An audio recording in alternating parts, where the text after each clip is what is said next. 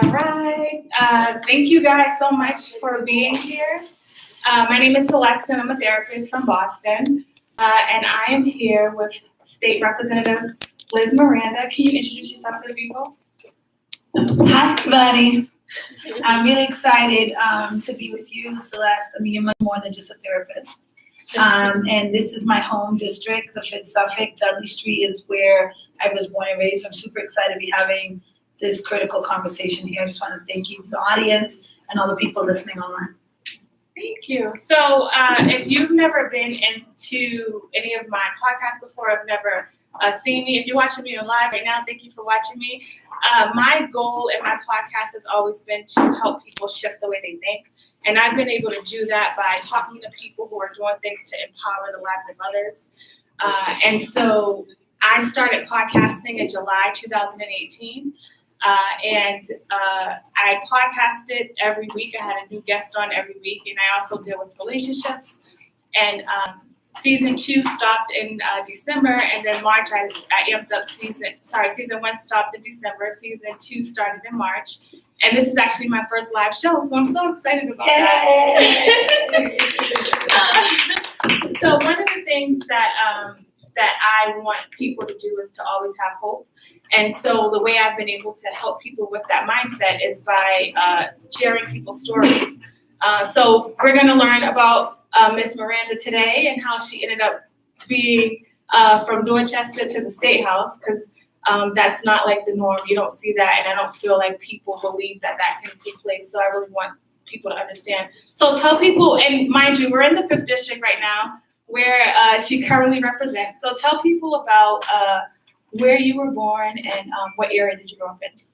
So I'm a firm believer that your environment and your experience are two really important things that help you go through life. I grew up actually on Clifton Street, which is actually behind this building to the left. Then went to Madison Park High School, got pregnant in her 3rd year, had me, went to work. We lived in a family home between Woodward Avenue and Clifton Street our whole lives. But this neighborhood has both a set of challenges and a set of really great opportunities. We're the 3rd most diverse district in the country. A lot of people don't know that. We have a little bit of Vietnamese, we have Cape Verdeans, we have Spanish people, we have Black and whites from all over the world. We also have a set of challenges. We have a 20% poverty, a 36% poverty rate, a 20% approximately unemployment rate, while the city enjoys less than 6%, which means that a lot of our people are not working. And if we were to look at underemployment, so we have a set of economic challenges. But I wouldn't have wanted to grow up anywhere else, because I was taught at a young age, like Dudley Street dreams, like when you talk about hope, resiliency, grit, this is where I learned it, because it was one of the toughest neighborhoods, but it also was one of the most vibrant neighborhoods. If you notice, there's art behind us now. Yeah. There's art up and down the street. It tells a bunch of stories, some sad, some hopeful, but it's really about reclaiming space. So, I mean, because I grew up down the street as well, and so I know, I remember I moved from Mattapan to Roxbury, and I remember my first night there was a shooting, and I remember being scared to leave the house. And I don't think I had that mindset of like, oh, this area is vibrant, and so I'm just curious, because you talk about it in this like positive way, which I feel now, but growing up, I didn't feel that way. What was it like for you? And I didn't feel that way either. I mean, I vividly remember being 5 years old and walking to the Emerson, which is now Dudley Street Charter. Yeah. And my grandmother used to watch novellas because she couldn't speak good English, but she didn't even understand Spanish. But the novellas was the closest thing to Portuguese. And I remember seeing those kids go to school, and they had gym and art and grass. And I was walking up to a school every day in elementary, and really at 5 years old, started to notice that there was a difference. And so I believe that up until I was 13, I used to read lots of books just so I could escape. You know, like, you don't want to live in a dirty environment. You don't want to live in a violent environment. My mom was working 16-hour days. You know, there was a lot of things that happen when parents are always at work or not there. And I just wanted to leave. But I think at 13, I started to realize that youth had a lot of power to determine the circumstances. So this story of vibrancy really came after I was 13 and started to help in the community, that I started to realize that the things that were happening to this community weren't the fault of the people who lived in this At community. 13? At 13, I got involved with the Dudley Street Neighborhood Initiative, which is upstairs, but it used to be across the street, then it went across the other street. But Dudley Street really empowered me to think that I had the power to help change. Oh, wow, things, that's yeah. awesome. So at 13, did you know I want to go to the State House? No, I still don't know I want to go to the State House, and I'm there. I think, a lot, you talk about loss, and so I actually just speaking about this, and I went to church last Sunday, and there's been this message this whole week at everything I've been at, the word darkness has kind of been talked about. And so 2 years ago in August, I lost my youngest brother to gun violence, and it profoundly changed me. I've always been active in the community. I've always done youth work. I always told my friends I understood because I lived in this environment my whole life. I've been losing people since I was 9. My 2 oldest brothers were incarcerated. My father was incarcerated.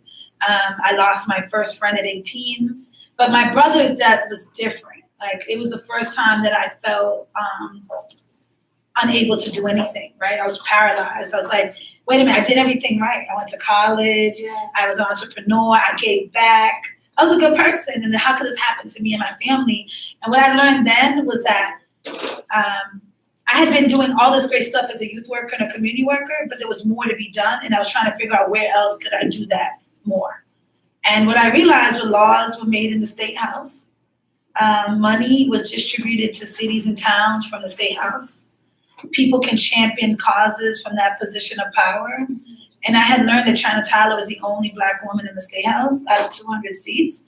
And I was like, she needs company. She needs like a homegirl intervention. We need to come together, like the Voltron, right? And I was like, after like despair, when you talk about hope, I wasn't emotionally well. And so I really was trying to find a way to heal and help. And that's where the State House became an opportunity. How do you move from that paralyzing state? Because that state that you speak of, so many people struggle with that. And I don't know if I lose somebody, do I want to go out and start helping the community because the pain is real? I think that there's a really powerful thing when you turn your pain into power. And so mine didn't come naturally. After 3 months of being really devastated, I remember the 3rd month anniversary of my brother's death, I couldn't get out of bed. And it's not like me. And I was laying in bed and I was trying to push myself to get up, and I literally could not get out of bed. I was like, what is happening to me? And one of my homegirls called me, and she's like, what's up? You're supposed to be at work. And I was like, I can't get up. And she was like, wow, I think you're grieving. And I had never known that there was a therapy. It's shunned upon get help. There was nobody that called me the week after I buried my brother, the month after I buried my brother, and was like, are you okay? Do you need to go somewhere? And it wasn't because my brother and me were super close, but it was just like, it was that close to home that I felt a lot of despair. So once I learned that I was grieving, I took a trip across the world, backpacking, and there I think I released some emotions that I really needed to release. And when I came back, I made a commitment. And I didn't know it was a State House. When I came back, it was November of last year. It was 3.5 months after my brother passed away. But I knew I couldn't do the same thing. You know what I mean? Like, I knew that I had to move. I knew I couldn't stay in bed or stay moody. And so what I decided to do is I did more around gun violence, and then an opportunity came with the State House. So this is one thing I like to share with people.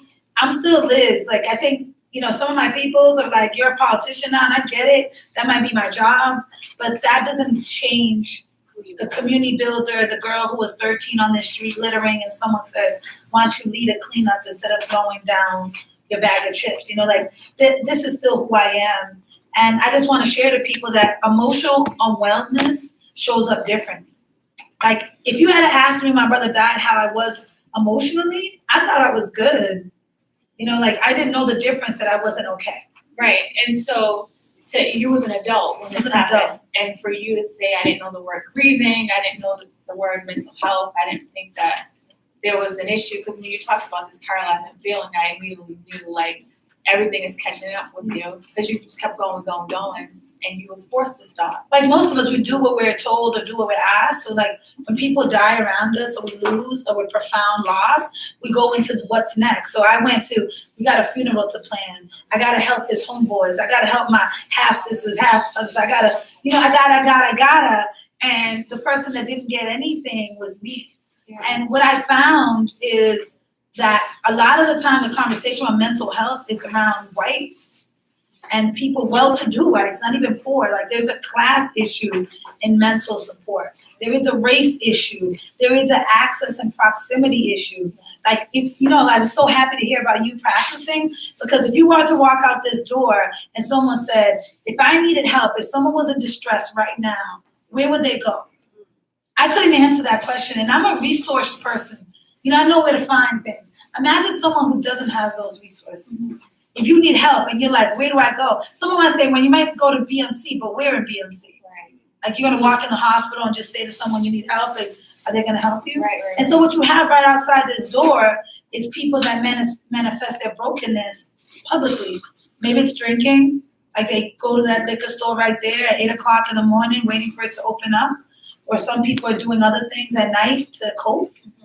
We're coping in different ways because therapy is never meant for us. No. And so we have to be radical in saying, okay, brothers, okay, sisters, okay, kids, okay, tough guys. We all need to talk to somebody because we all have a level of stress that needs help. No, absolutely. And I don't think people realize how much socioeconomic status plays a role in our mental health.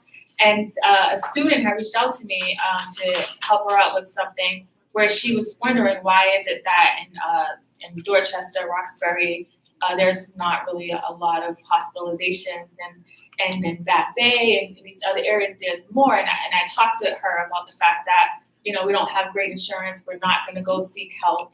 And one of the articles that you talked about, which I want you to kind of elaborate on, your neighborhood could be harming your health. And you talked about this ride you took from one area of Boston to another area and about the life expectancy. What made you do that? So I had always taken the #1 bus, Dudley Square, growing up here. I went to the O'Brien for high school, so I walked to school. I took the number 15 bus. But when I got to college, I got into Wellesley. And I didn't even know, I had never been to the town of Wellesley when I walked on that campus.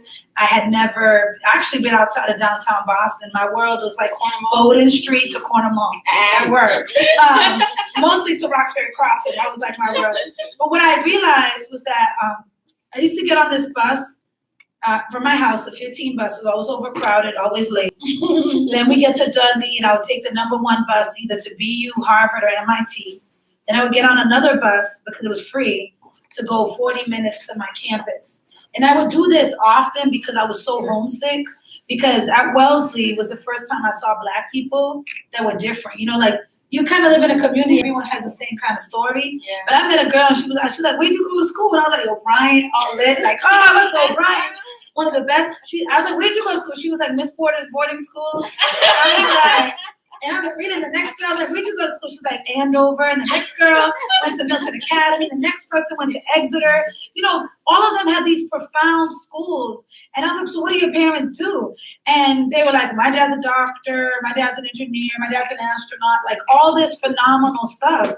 And I was so ashamed of my story. Now that I'm not. But then at 20 years old, at 19, being like, oh, I went to an inner city public high school, and that my mom was a cook, and that my dad was in jail. Like it wasn't a good thing to talk about, right? And so I think that what ended up happening was I remember that bus ride over and over. So when I won my election, NBC News did this story where they got some data from the CDC. So when you guys don't know what the CDC is, the Census Bureau, like Center for Disease Control. Sorry, I'm like thinking about the census. We gotta do the census, okay?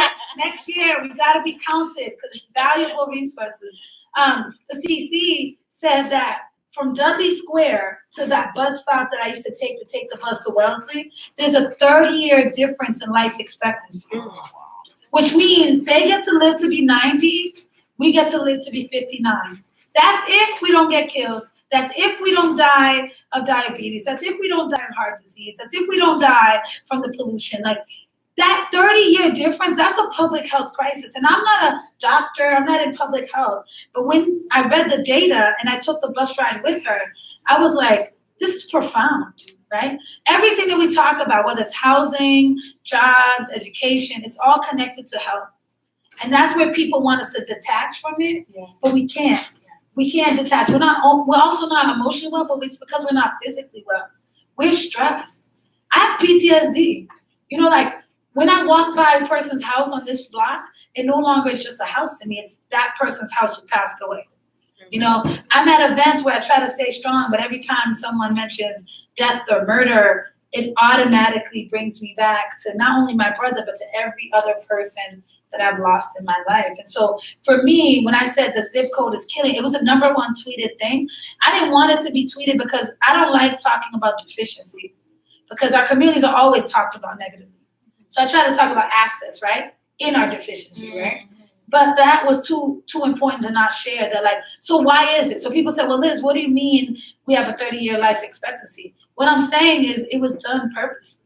There's no other reason, you know, like you hear, like sometimes I have friends who like, I call them the ghetto conspiracists. Sometimes they're so far out that people be like, oh God, here we go again. Nipsey Hussle was killed by the government. You know, there are people that, you know, like whatever. But there's a point to some of their stories that they talk about, because segregation, housing segregation was planned, right? This place is half industrial for a reason, you know, that the people, we have 5 times the asthma rate, right? So we literally can't breathe. And so this stuff was done with like racism, you know, classism. And people don't want to talk about it because that would mean that our healthcare is racist, right? And so for me, not only don't talk about it, the State House is very powerful because a lot of people look at laws and money, but there's a thing that state representatives and senators do that's really important. It's called championing causes. It means that if an issue is important to you, you can elevate it from that pulpit. So for me, mental health, maternal justice, environmental justice, those are things that I use my pulpit, which is the State House floor, to say we need to take care of our people. Yeah. How when you talk about all of the things that are happening, not just in life in general, but your personal life, how do you keep going in the midst of all of the darkness and sadness? Because it feels so chaotic. How are you able to like keep it moving? I don't have it all right. And I think most people who are trying to help their community, we don't have it all together. And so for me, I've just been practicing recently like radical self-care, but I'm not there yet. Like for example, today I'm at 4 events, right? Is that good for my body? Maybe not, right? And it's really hard to not be present. And I'm still figuring it out. But one thing I personally put in my life was time for meditation and prayer. Because a lot of times people look at people like me and they're like, well, you don't go to church all the time. Maybe you don't even know how to pray. But I'm here to tell you that like you and your relationship or whatever powers may be, that's on you. And so I've literally recently just started to like spend alone time in a real way. That's good. How does it feel doing that? It feels weird. She's being honest. No, so when you weird. start to implement these like positive coping mechanisms into your life, if you have never done them for a while, if you've never done them, it's gonna feel foreign. So imagine when kids get sick and they get a fever, it's rejecting that foreign thing. So believe it or not, a positive coping mechanism is foreign to your body if you've lived in trauma. Yeah. And the things that you talk about and how everything has piled up over time, you got used to living in that state. And I just say that one of the things is like, I like most girls, when I heard self-care, I did the bath bombs, you know, I'm gonna get a sugar scrub, and you know, I was in the bathroom for an hour, or whatever. And it was good for that hour, but after I got out that shower, I was like, stress. Right? So I think that we need to reject the notion that saying no is resistance, or cutting. This is where we have a hard time. We don't cut the people off we need to, because we feel this sense of connection and loyalty to people that have been our friends since we were kids, or our uncle, or our parents, or people that just haven't been good. And so for me, it was really hard to cut people off. And so what I started to do was try to do my own healing, because when you talk about that childhood trauma, a lot of people don't talk about that. But even when you look at people who've done harm to people or who have been victimized, many of their backstories include childhood trauma. Yeah, absolutely. Right? Because no one came to save us after crack. And I'm so helpful and hopeful that we are helping people in the opioid crisis, but I also want to talk about that we were left behind. Mm-hmm. And when you talk, we don't talk enough about and we don't. And when you talk about this idea of not cutting people off. I feel like back in the days during slavery time, we couldn't cut anybody off because we had to stick together. And I think over time, we don't have to live that way anymore. Like, we are free. And we can say to them, I love you, Yeah. you need to get better. And maybe I can help you get better. But there are people that their pain is making them toxic in our lives, and they're blocking your blessings. You know, like I literally got out of a bad relationship. My brother died. All this stuff happened in 1 year. It was like boom, boom, boom, boom. And I was like, I might not make it, right? But what I realized that it was a clearing of a pathway that was already destined for me, but I didn't know. I would have been able to receive it if I hadn't cleared the pathway or if it wasn't cleared for me, because I wasn't always so strong. And I think we have to learn. So my radical self-care besides prayer is being better to myself. Yeah. Because we all know negative coping mechanisms. I love Hennessy, right? I'm a bourbon cognac girl. Yeah. And when I'm stressed, I help, like all this street scotch, some people do that, but the point is that like we've been taught to mend our wounds with things that actually exasperate our wounds, So we drink, we have relations, we do all these things that I love to travel. I started to realize like financial and wellness, people are like shopping what they don't have. Social media is making us depressed. Like your intake of it. I was hearing a podcast thanks to my friend Omar. I was in the car. I was like, this is good. But he was talking about how much many of us don't have the willpower to even cut off for a week, never mind 30 days, because we're so addicted. But social media is constantly giving us, depending on who you follow, you might just hear negative things all day. And some of our friends are breaking down right in front of us, and some of those friends are you. Like, I'm so surprised sometimes when I wake up in the morning, and there's some people I really care about, and I read their status, and I be like, maybe I need to call them, because that didn't sound right. There's everybody. So we have a lot of issues because we weren't taught how to cope. The only thing we were taught was deal with it. Yes. Right? Something bad happens in your family, deal with it. Don't tell nobody. Keep it in the family. Yeah, something bad happens at school, nothing's gonna happen. So why are you gonna stress it? Why are you gonna tell me about it? So we've been holding in years of pain. Do you think you came to this enlightenment about holding in pain as an adult? Do you feel like you didn't realize it prior to you becoming who you are now? Is this new? Me and my friends joked that like my third eye was just open last year because I'm the most idealistic person.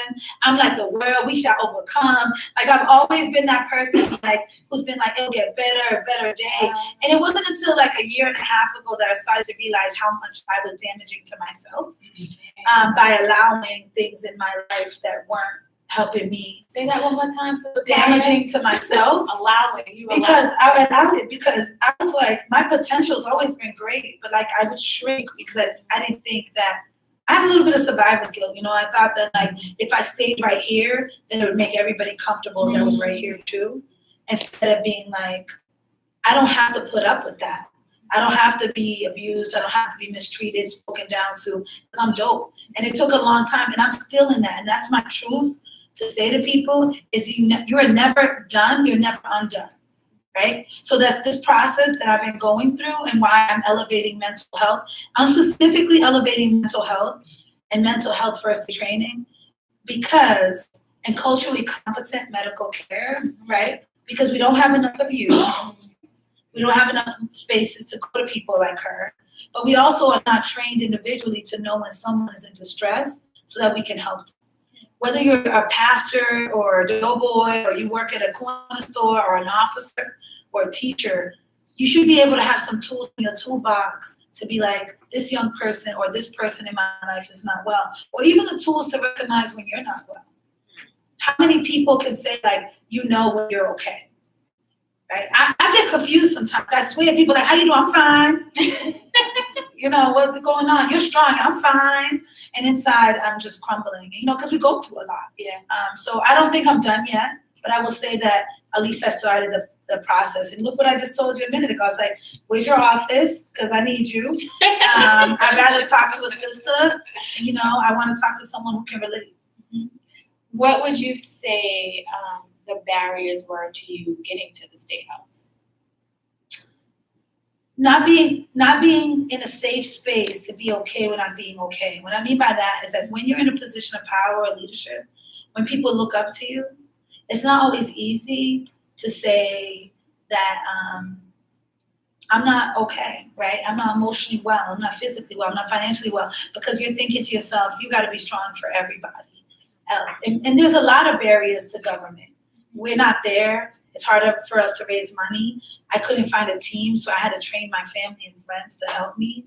Our community is so dejected with voting that after Trump won, people were just kind of in a lull, so you had to go and inspire people. I had to do probably 5 times more work than other people running for office because I had to inform and inspire, then make people come out and vote. And I'm happy to say that I'm so proud of my community because I set a record. Yeah, 10,000 people came out to set, and I think it had to do with Ayanna, it had to do with Rachel, it had to do with me, it had to do with Nika. People saw themselves and they were like, well, we're gonna give this one more shot. It's like Barack Obama, People told me my district didn't vote and I was just like, I don't believe you. I think if they can feel hope, they can push through. And so barriers of financial is really important because we don't give to politics in the way that other people give. Yeah. So someone might write $1,000 check and we might got that $25, but give that $25 to someone we believe in because we need it. Yeah. It's a lot harder for us. So there was a lot of barriers, but emotional barriers were the worst. I didn't think I was good enough at first. Oh, so you didn't think you was good enough? Right. I was like, I'm not a lawyer. I've never been in politics. I'm not a white man.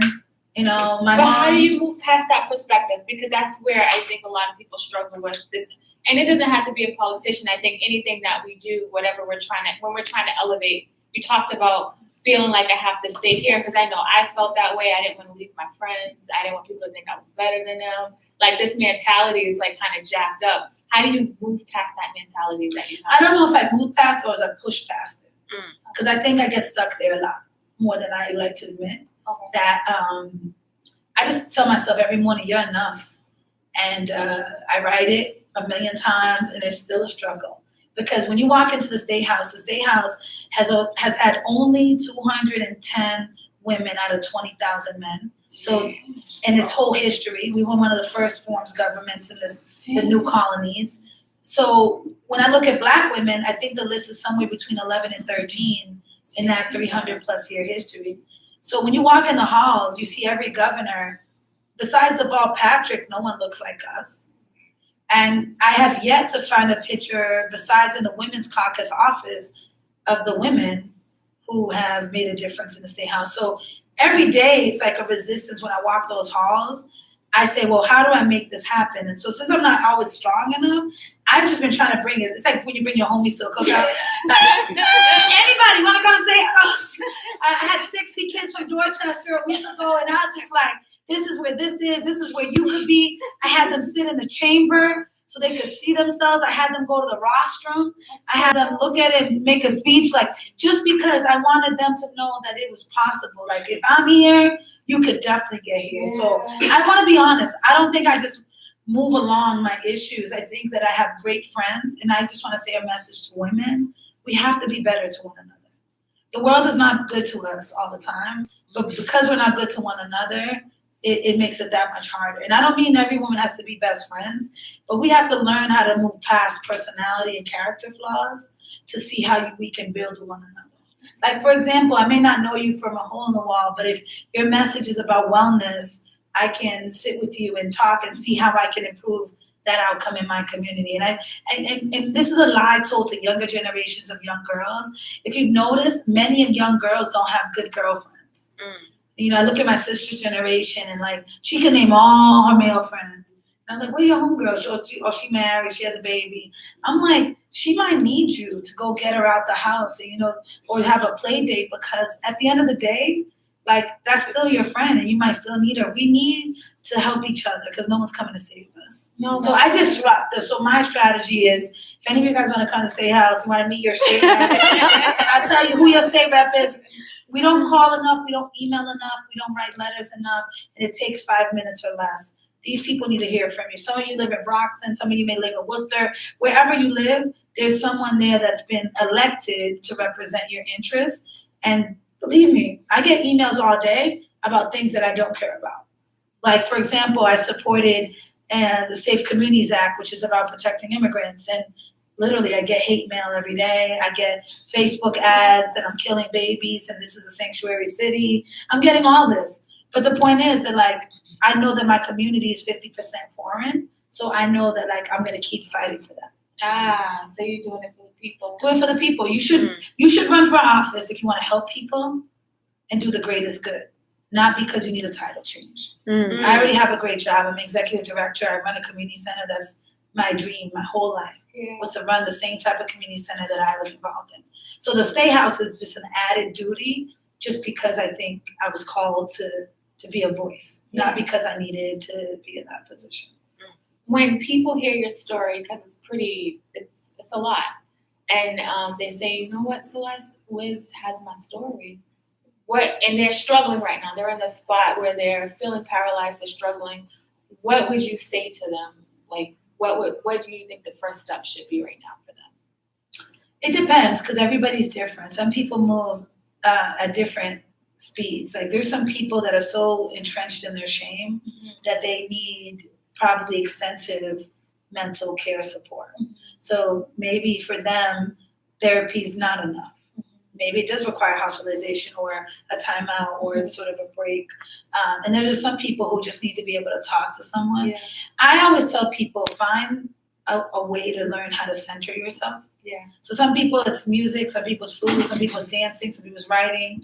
But you've got to find a way that is a positive coping mechanism for you. Yeah. Because even though you work and you help and I could go to you once a week for an hour, I've got 23 other hours in a day that I have to learn to take care of myself. And so finding ways to take care of yourself is what I would say first. Second, in true Nipsey fashion, like, I learned a lot about the marathon and have been reminded of a marathon because I am a very sprinty type person. I was a hurdler in high school. I see something I want to jump over, I want to get it done. But what I've learned is you got to give yourself time. Nothing great comes in brevity, right? And so we're hard on ourselves because we're like, man, I should have got that degree 4 years ago. Or I should have got married because I've been with this dude for 10 years. Or, I should get a promotion and get this job because I've been 15 years in this. Like, we have all these things that we're like trying to rush.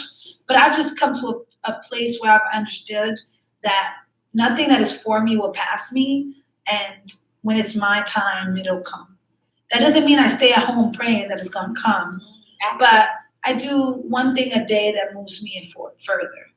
And I've learned, and I'm learning, I'll put the ing in it, that I'm still not 100%, right? But I can still show up and be good to myself and be good to other people. Yes, I love it. I love your authenticity. When you, I just want people to know kind of like what your role is at the State House, what you do. You just shared that you passed legislation. Yes. So tell people about that. So state reps and state senators look at the state budget. The other day, we just filed our $42 million budget, $42 billion budget in the State House. We pass legislation or we change laws or we amend laws. So one of the biggest laws that impacts our community that most people don't know that took a bunch of times to change was to lift the cap on kids. Do you know that we had a cap on welfare that, like, if you get a certain amount of money, but if you had like a third child, they wouldn't increase your benefit per that child. So a lot of people were trying to stretch what was for 2 children for 3, 4 children. And so it's a matter of poverty and equity and access, and we had to change that. But the other 2 things we do, which are really, really important, so people know about laws and money, but it's about championing causes and then doing constituent services. This is what I mean by constituent service. A lot of us live in communities where we want to fix something. Like a pothole? Okay. Maybe you call 311, maybe they've answered you or not. Maybe you hit up your city councilor, maybe you have not. But part of my job is I put pressure, right? A business is trying to open in Fields Corner. I'll give you an example. Finally emailed me. He's like, Representative, National Grid said they can't come for another few months. If I take a few months to build and open this business, then I'm not going to open, right? Why is National Grid not coming? Oh, because they don't have the time. Okay, cool. I get on the phone. I call the city councilor. I say, hey, Frank, I need you to look into this because this business, this is the issue. boom, boom, boom. And then he worked on it, and then I get back to him, and then I check in a couple of days. Very small things turn into very big things when not addressed.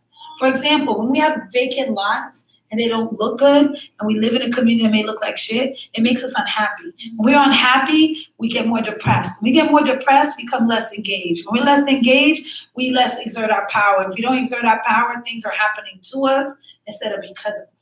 So I need people to be well. I need you to walk down the street and be like, oh, I see a tulip.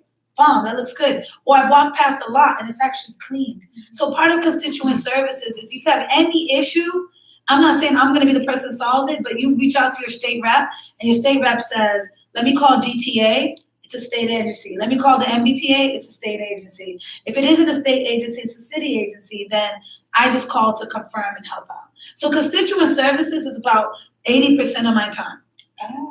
Evictions, people call me, I'm dealing with an ICE case. I've dealt with 2. They're going into our courtrooms, they're going into places, they're stopping people and arresting them and asking them what their status deal with an ICE case. When most of us look at TV, what do you think ICE is coming to get? Mostly Central Americans, maybe you're thinking it's Eastie or it's Chelsea, but for a lot of people don't know, it's here. It's in Dorchester, it's in Roxbury, it's happening to Bajans, to Jamaicans, to Trinity, it's happening to Vietnamese people, it's happening to Cape Verdeans. And we're sitting around like, what's going on? And because we come to this country and don't become citizens, some of these juveniles did something 15, 20 years ago, and they're coming for you. And a lot of these kids are scared because they came when they were 5. They don't know Cape Verde, they don't know Vietnam, they don't know Jamaica, they want to stay here. So those are the things that like constituent services becomes really important. And I encourage anyone who's listening, if you have an issue, you don't know who to go to, if you go to me, my staff will get you to somewhere else. Because often we don't pick up the phone to hold people accountable. And we got to do that. Yes. So no matter what town you're in, make sure you know who your representative is. That's important. Before I let you go, please tell me your most valuable lesson. I've learned so many. I know you did. You said so many today. I think the piece that's been the message for the week, which is a valuable lesson, is not let your darkness hinder your light. We all go through dark moments, but there's still a light inside all of us. And that light might be art, that light might be caring for children, that light might be other things. But that don't let bad times really knock you down to the ground. We are resilient, powerful people. Yes. We are meant to survive and thrive. That's why we're built the way we're built. Yeah. And I don't think we spend a lot of time really celebrating that. We're going to make it and we're going to be okay. And remember that the marathon is really what you should be thinking about. Even in your wellness, if you're not feeling well, it's not going to be solved tomorrow. And sometimes we're not okay with it, not being okay for long periods of time. Yeah. But you just got to know that your wellness, the same way you got into that unwell period, is going to take the time to get well. And just remember that to give yourself time. Yes. And be good to yourself. Yes. I love it. Thank you. No, thank you. Can everybody give her a hand clap? Thank you. Thank you guys for being here for another episode of Celeste Therapist Podcast. This is so cute. Bye. Keep friends, Emily. Bye. Oh, that was good. Thank you so much. Does anybody have any questions for Ms. Miranda? Call me Liz. I know when you said when you was like my homies was like I'm still Liz, and I was all like, okay.